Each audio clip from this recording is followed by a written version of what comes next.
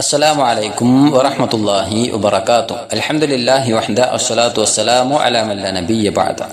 ബഹുമാനമുള്ള സത്യവിശ്വാസി സഹോദരങ്ങളെ, സുഹൃത്തുക്കളെ, ഏറെ പവിത്രമാക്കപ്പെട്ട റമദാനിന്റെ 1-ാം ദിവസത്തിലേക്കാണ് നാം പ്രവേശിച്ചിരിക്കുന്നത്.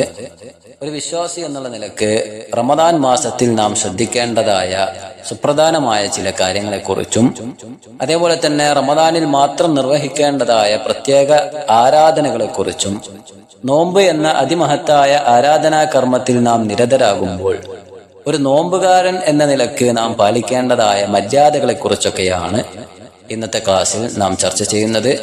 പ്രമാണങ്ങളെ ആധാരമാക്കി ഏറ്റവും സുപ്രധാനമായ 17 കാര്യങ്ങളാണ് ഇന്നത്തെ ക്ലാസ്സിൽ നാം ഉൾക്കൊള്ളിച്ചിട്ടുള്ളത്. നോക്കാം.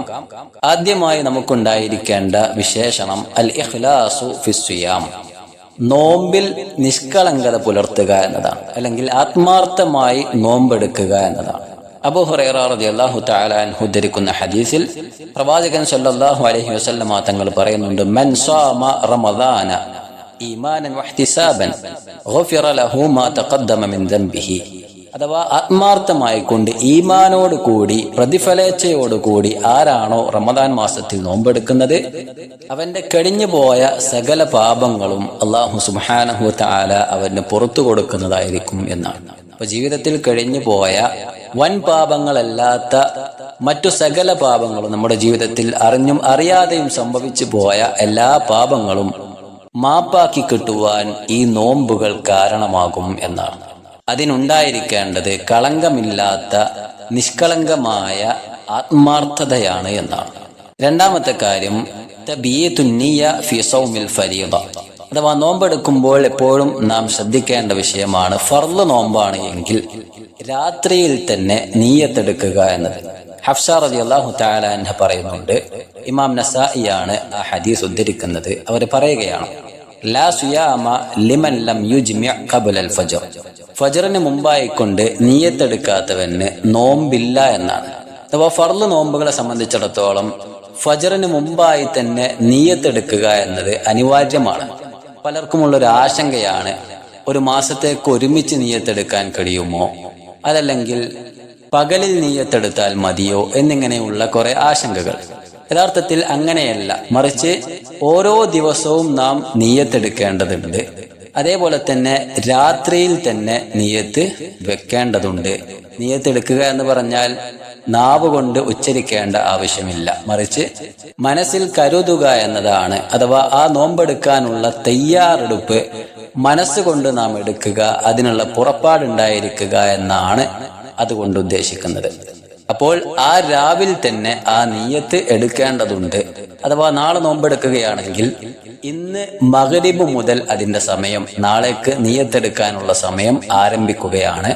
ഫജ്ർ വരെയാണ് അതിന്റെ സമയമുള്ളത് എന്നാണ്. അതിനിടയിൽ നീയത്തെടുക്കേണ്ടതുണ്ട്. മൂന്നാമത്തെ കാര്യം കസ്റത്തുസ് സദഖാത്ത് ഫി റമദാൻ, റമദാൻ മാസത്തിൽ നാം ശ്രദ്ധിക്കേണ്ടതായ കാര്യമാണ് ധാരാളം സ്വതക്കകൾ നിർവഹിക്കുക, ദാനധർമ്മങ്ങളിൽ വ്യാപൃതരാവുക എന്നത്. ഇബ്നു അബ്ബാസ് റളിയല്ലാഹു തആല അൻഹു പറയുന്നുണ്ട്, കാന റസൂലുള്ളാഹി സ്വല്ലല്ലാഹു അലൈഹി വസല്ലം അജ്വദൻ നാസ്, അല്ലാഹുവിന്റെ റസൂൽ സ്വല്ലല്ലാഹു അലൈഹി വസല്ലം തങ്ങൾ നന്നായി ധർമ്മനിഷ്ഠയുള്ള വ്യക്തിയാണ്. വകാന അജ്വദ മാ യകൂനു ഫി റമദാൻ ഹീന യൽഖാഹു ജിബ്രീൽ, ജിബ്രീൽ അലൈഹി സ്വലാത്തു വസ്സലാമിനെ കണ്ടുമുട്ടുമ്പോഴെല്ലാം റമദാൻ മാസത്തിൽ അള്ളാഹുവിന്റെ റസൂൽ നന്നായി സ്വതക്കകൾ ചെയ്യാറുണ്ടായിരുന്നു, നന്നായി ധർമ്മനിഷ്ഠ പുലർത്താറുണ്ടായിരുന്നു എന്നാണ്. റമദാൻ മാസത്തിൽ ധാരാളം സൽക്കർമ്മങ്ങളിൽ മുഴുകുക എന്നതിന്റെ കൂടെ തന്നെ സ്വതക്കകൾ ധാരാളം അധികരിപ്പിക്കുക എന്നത് പ്രവാചകന്റെ ചര്യയായിരുന്നു, ശീലമായിരുന്നു എന്നാണ്. അത് ഈ റമദാനിൽ നാം പുലർത്തേണ്ടതുണ്ട്. നമ്മുടെ ഭാഗത്തു നിന്ന് ഇത്തരത്തിലുള്ള കർമ്മങ്ങൾ ഉണ്ടായിരിക്കേണ്ടതുണ്ട്. അള്ളാഹുവിന്റെ മാർഗത്തിൽ പള്ളികളിലേക്കാകട്ടെ, അല്ലെങ്കിൽ അങ്ങനെയുള്ള നല്ല സംരംഭങ്ങളിലേക്കാകട്ടെ, അതുമല്ലെങ്കിൽ പാവപ്പെട്ട ആളുകളെ സഹായിച്ചുകൊണ്ടാകട്ടെ, അത്തരത്തിൽ ദാനധർമ്മങ്ങളിലൂടെ ഈ റമദാൻ മാസത്തെ മുന്നോട്ട് കൊണ്ടുപോകാൻ നമുക്ക് കഴിയേണ്ടതുണ്ട്.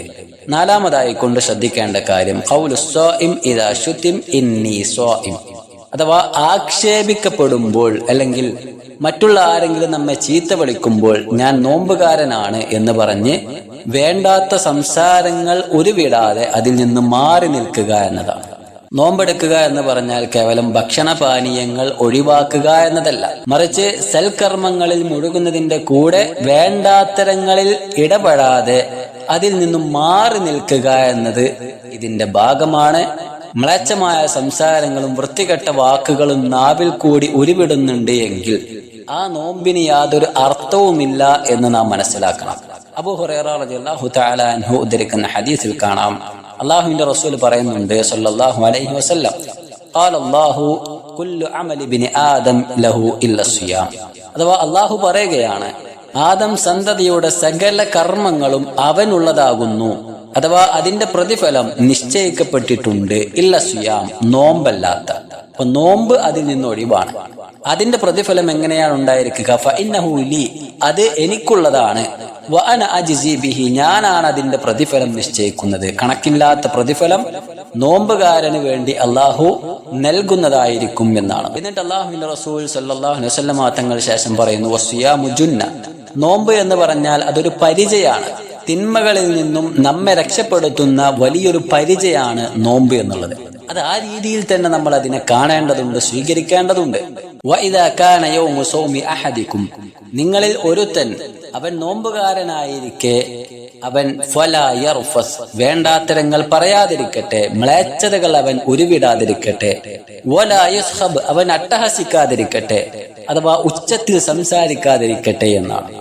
അപ്പോൾ കോപിക്കുകയോ വേണ്ടാത്തരങ്ങൾ പറയുകയോ വൃത്തികേടുകൾ പറയുകയോ നോമ്പുകാരന് പറ്റിയ സ്വഭാവമല്ല, അവന് യോജിച്ചതല്ല എന്നാണ്.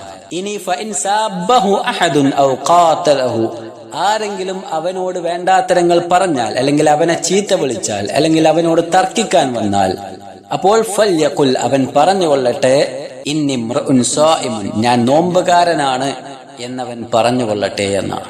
അഞ്ചാമതായി കൊണ്ട് നാം ശ്രദ്ധിക്കേണ്ടത് തഅജീലുൽ ഫിത്ർ, അഥവാ പെട്ടെന്ന് നോമ്പ് തുറക്കുക എന്നാണ്. സമയമായി കഴിഞ്ഞാൽ ഉടനെ തന്നെ നോമ്പ് തുറക്കുക. കൂടെയുള്ളവരെല്ലാം നോമ്പ് തുറക്കട്ടെ എന്ന് വിചാരിച്ച് കാത്തിരിക്കുകയല്ല. അതേപോലെ തന്നെ ഇന്നാലിന്ന പള്ളികളിൽ നിന്ന് ബാങ്ക് കേട്ടെങ്കിൽ മാത്രമേ ഞാൻ നോമ്പ് തുറക്കുകയുള്ളൂ എന്ന് വാശി പിടിച്ച് നിൽക്കലുമല്ല. അതിന്റെ സമയമായി കഴിഞ്ഞാൽ ഉടനെ തന്നെ നോമ്പ് തുറക്കുക, അതിനുവേണ്ടി ധൃതി കാണിക്കുക എന്നത് അത് വിശ്വാസിയുടെ അടയാളമാണ്. പ്രവാചകൻ സല്ലല്ലാഹു അലൈഹി വസല്ലം തങ്ങൾ പറയുന്നുണ്ട്, ലാ യസാലു നാസ് ബിഖൈരിൻ മാ അജ്ജലുൽ ഫിത്ർ, അഥവാ ജനങ്ങൾ നോമ്പ് തുറക്കാൻ ധൃതി കാണിക്കുന്നിടത്തോളം കാലം അവർ നന്മയിലായിരിക്കും, ഖൈറിലായിരിക്കും എന്നാണ്. ആറാമതായി കൊണ്ട് നാം ശ്രദ്ധിക്കേണ്ട കാര്യം അൽ ഫിത്ർ അലാ റുതബാത്തിൻ ഖബ്ല അദാഇ സ്വലാത്തിൽ മഗ്രിബ്, അഥവാ നോമ്പ് തുറക്കുന്ന സന്ദർഭത്തിൽ മഗ്രിബിന്റെ മുമ്പായി കൊണ്ട് കേവലം റുതബാത്തുകൾ മാത്രം കഴിക്കുക എന്നതാണ്. ധാരാളം ഭക്ഷണം കഴിക്കാതെ ആ സമയത്ത് കുറച്ച് പഴുത്ത ഈത്തപ്പഴങ്ങൾ മാത്രം കഴിക്കുക എന്നതാണ്.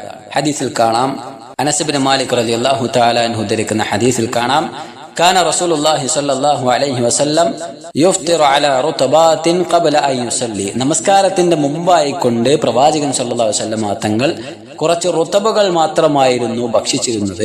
ഫഇല്ലം തകുൻ റുതബാത്ത്, ഇനി റുതബാത്തുകൾ കിട്ടിയിട്ടില്ല എങ്കിൽ, പഴുത്ത പച്ച ഈത്തപ്പഴങ്ങൾ കിട്ടിയിട്ടില്ല എങ്കിൽ, ഫഅലാ തംറാത്തിൻ, ഉണങ്ങിയ ഈത്തപ്പഴങ്ങൾ പ്രവാചകൻ കഴിക്കാറുണ്ടായിരുന്നു. ഫഇല്ലം തകുൻ ഹസാ ഹസവാതി മിനൽ മാ, ഇനി അതും ഇല്ല എങ്കിൽ കുറച്ച് വെള്ളം മാത്രം കുടിച്ച് ആ ഒരു സമയം പ്രവാചകൻ കഴിച്ചു കൂട്ടാറുണ്ടായിരുന്നു. എന്നിട്ട് പ്രവാചകൻ നമസ്കാരത്തിന് വേണ്ടി പോകാറുണ്ടായിരുന്നു എന്നാണ്. അഥവാ ധാരാളം ഭക്ഷണം കഴിച്ച് മഗ്രിബിന്റെ മുമ്പ് ആ ഒരു സമയം നഷ്ടപ്പെടുത്തി കളയുകയും നമസ്കാരം വൈകിപ്പോവുകയും ചെയ്യുന്ന അവസ്ഥ ഒരിക്കലും ഉണ്ടാകാൻ പാടില്ല എന്ന് ഈ ഹദീസ് നമ്മെ ഉണർത്തുന്നുണ്ട്. കുറച്ചു മാത്രം കഴിച്ച് വേഗം നമസ്കാരത്തിലേക്ക് എത്തുകയാണ് വേണ്ടത്. അതേപോലെ തന്നെ ഏഴാമത്തെ കാര്യം ദുആ ഉസ്സായിം ഇൻദ ഫിത്രിഹി, നോമ്പ് തുറക്കുന്ന വേളയിൽ ആ ഒരു സന്ദർഭത്തിൽ നോമ്പുകാരന്റെ പ്രാർത്ഥന അത് ഏറെ പ്രാധാന്യമുള്ള കാര്യമാണ്. ഇബ്നു ഉമർ റളിയല്ലാഹു തആല അൻഹു പറയുന്നുണ്ട്, കാന റസൂലുള്ളാഹി സ്വല്ലല്ലാഹു അലൈഹി വസല്ലം ഇദാ അഫ്തർ ഖാല ദഹബൽ ളമ വബതലത്തിൽ ഉറൂഖ് വസബതൽ അജ്ർ ഇൻഷാ അല്ലാഹ്, അഥവാ പ്രവാചകൻ സല്ലല്ലാഹു അലൈഹി വസല്ലം തങ്ങൾ നോമ്പ് തുറന്നു കഴിഞ്ഞാൽ ഇത്തരത്തിൽ പ്രാർത്ഥിക്കാറുണ്ടായിരുന്നു. ദഹബൽ ളമ, അഥവാ ദാഹം ശമനമായിരിക്കുന്നു. വബതലത്തിൽ ഉറൂഖ്, ഞരമ്പുകളെല്ലാം കുതിർന്നിരിക്കുന്നു. വസബത്തൽ അജർ, പ്രതിഫലം തീരുമാനമായി, അത് നിശ്ചയിക്കപ്പെട്ടു ഇൻഷാ അല്ലാഹ്, അള്ളാഹു ഉദ്ദേശിക്കുകയാണെങ്കിൽ ഈ ഒരു പ്രാർത്ഥന അള്ളാഹുവിന്റെ റസൂൽ സ്വല്ലല്ലാഹു അലൈഹി വസല്ലം തങ്ങൾ നോമ്പ് തുറന്നാൽ പ്രാർത്ഥിക്കാറുണ്ടായിരുന്നു എന്നാണ്. പലപ്പോഴും ഭക്ഷണം കഴിക്കുന്ന ആ ഒരു തിരക്കിൽ ഇത്തരത്തിലുള്ള ഈ പ്രാർത്ഥനയുടെ കാര്യം നാം മറന്നു പോകാറാണ് പതിവ്. പക്ഷെ നമുക്ക് ദാഹമൊന്ന് ശമനമായി കഴിഞ്ഞാൽ, വിശപ്പൊന്ന് ഒതുങ്ങിക്കഴിഞ്ഞാൽ നാം ഈ രീതിയിൽ പ്രാർത്ഥിക്കേണ്ടതുണ്ട്. അതിന് ഏറെ പ്രാധാന്യമുണ്ട് എന്ന് നാം മനസ്സിലാക്കുക. ഏഴാമതായിക്കൊണ്ട് നോമ്പുകാരൻ എന്ന നിലക്ക് നാം ശ്രദ്ധിക്കേണ്ട കാര്യം കസ്റത്തു തിലാവത്തിൽ ഖുർആൻ ഫി റമദാൻ. റമദാനിന്റെ രാപ്പകലുകളിൽ ധാരാളം വിശുദ്ധ ഖുർആൻ പാരായണം ചെയ്യുക എന്നതാണ്. കാരണം ഈ റമദാൻ മാസം എന്നാൽ അത് അല്ലാഹു സുബ്ഹാനഹു വ തആല നോമ്പിന് വേണ്ടി തിരഞ്ഞെടുക്കുന്നത് തന്നെ വിശുദ്ധ ഖുർആനിന്റെ അവതരണം റമദാനിനായിരുന്നു എന്ന കാരണത്താലാണ്. അതുകൊണ്ട് തന്നെ ഈ മാസത്തിൽ ധാരാളം നമ്മൾ സമയം ചിലവഴിക്കേണ്ടത് വിശുദ്ധ ഖുർആൻ പഠിക്കുവാനും അത് പാരായണം ചെയ്യുവാനും അതിന്റെ അർത്ഥവും ആശയവും ഒക്കെ മനസ്സിലാക്കുവാനും ഒക്കെ വേണ്ടിയിട്ടാണ്. അതാണ് വിശുദ്ധ ഖുർആനിലെ സൂറത്തുൽ ബഖറയിലെ 185-ാമത്തെ വചനത്തിൽ അല്ലാഹു പറഞ്ഞത് ശഹ്റു റമദാൻ അല്ലദീ ഉൻസില ഫീഹിൽ ഖുർആൻ. അഥവാ റമദാൻ മാസം അത് അല്ലാഹു സുബ്ഹാനഹു വ തആല വിശുദ്ധ ഖുർആൻ ജനങ്ങൾക്ക് സന്മാർഗമെന്നോണം അവതരിപ്പിച്ചു നൽകിയ മാസമാണ്. അപ്പോൾ ആ മാസത്തെ നാം ധന്യമാക്കേണ്ടത് വിശുദ്ധ ഖുർആൻ പഠനങ്ങളിലൂടെയാണ് എന്ന് നാം മനസ്സിലാക്കണം. രാപ്പകലുകളിൽ ധാരാളം വിശുദ്ധ ഖുർആൻ പാരായണം ചെയ്യുവാനും നാം സമയം കണ്ടെത്തണം. ഒൻപതാമതായി കൊണ്ട് നാം ശ്രദ്ധിക്കേണ്ടത് ദുആഉ അസ്നാ അസ്സിയാം, പകൽ സമയങ്ങളിലുള്ള പ്രാർത്ഥനകളാണ്.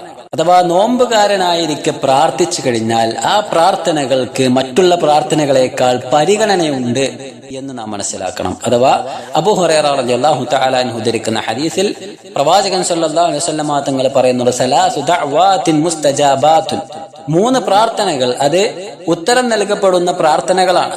ഏതൊക്കെയാണ്? ഒന്നാമത്തേത് ദഅവത്തു സ്വാഇം, നോമ്പുകാരന്റെ പ്രാർത്ഥനയാണ്. രണ്ടാമത്തേത് വദഅവത്തുൽ മദ്ലൂം, ആക്രമിക്കപ്പെടുന്നവന്റെ പ്രാർത്ഥനയാണ്. മൂന്നാമത്തേത് വദഅവത്തുൽ മുസാഫിർ, യാത്രക്കാരന്റെ പ്രാർത്ഥനയാണ്. ഈ പ്രാർത്ഥനകൾ അല്ലാഹു സുബ്ഹാനഹു വ തആല സ്വീകരിക്കുന്നതായിരിക്കും, അതിന് മറുപടി നൽകുന്നതായിരിക്കും എന്നാണ്. അതേപോലെ തന്നെ 10-ാമത്തെ കാര്യം അദ്മു തർക്കിസ് സഹൂർ, അത്താഴം ഉപേക്ഷിക്കാതിരിക്കുക എന്നതാണ്. അനസ് ബിൻ മാലിക് റളിയല്ലാഹു തആല അൻഹു ഉദ്ധരിക്കുന്ന ഹദീസിൽ പ്രവാചകൻ പറയുന്നുണ്ട് അലൈഹി സ്വലാത്തു വസ്സലാം, തസഹറു ഫഇന്ന ഫിസ് സഹൂരി ബറക, നിങ്ങൾ അത്താഴം കഴിക്കുവീൻ, കാരണം ആ അത്താഴത്തിൽ ബറക്കത്തുണ്ട്.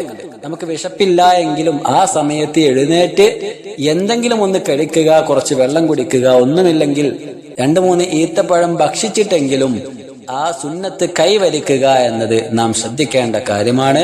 ആ സമയത്ത് എഴുന്നേൽക്കുക എന്നത് ഏറെ പ്രാധാന്യമുള്ള വിഷയമാണ് എന്ന് നാം മനസ്സിലാക്കുക.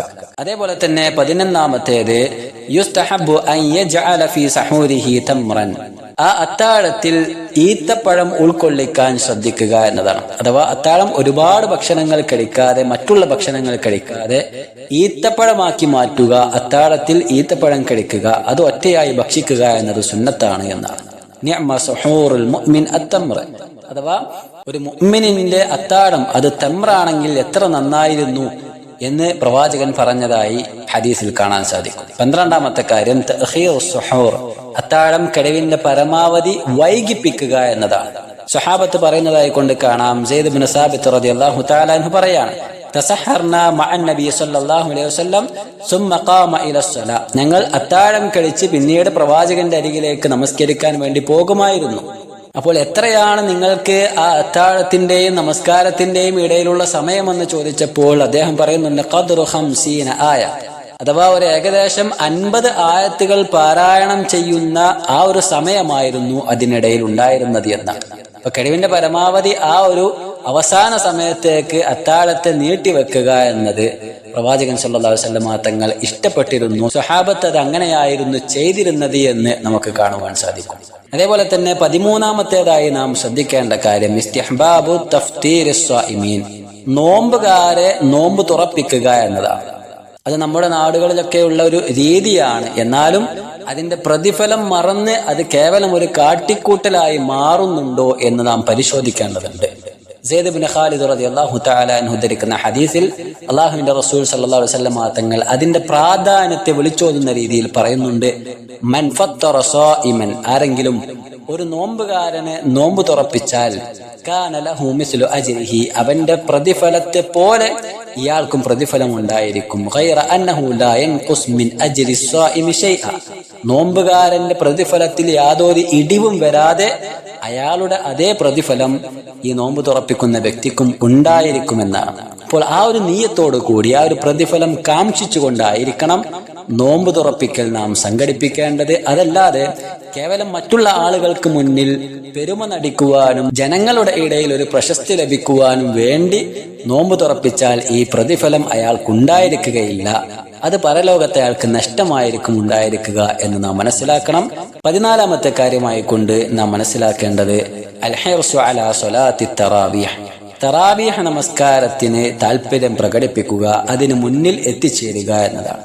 അബൂ ഹുറൈറ റളിയല്ലാഹു തആല അൻഹു ഉദ്ധരിക്കുന്ന ഹദീസിൽ അല്ലാഹുവിന്റെ റസൂൽ സല്ലല്ലാഹു അലൈഹി വസല്ലം തങ്ങൾ പറയുന്നു, മൻ ഖാമ റമദാന ഈമാനൻ വഹ്തിസാബൻ ഗുഫിറ ലഹു മാ തഖദ്ദമ മിൻ ദംബിഹി, അഥവാ ആരെങ്കിലും റമദാനിൽ രാത്രിയിൽ നിന്ന് നമസ്കരിച്ചു കഴിഞ്ഞാൽ അത് ഇഹ്തിസാബോടുകൂടി ഈമാനോടുകൂടി പ്രതിഫലം കാക്ഷിച്ചുകൊണ്ടാണെങ്കിലും അങ്ങനെ നമസ്കരിച്ചാൽ അവന്റെ കഴിഞ്ഞു പോയ എല്ലാ പാപങ്ങളും അവന് പൊറുക്കപ്പെടുന്നതായിരിക്കും എന്നാണ്.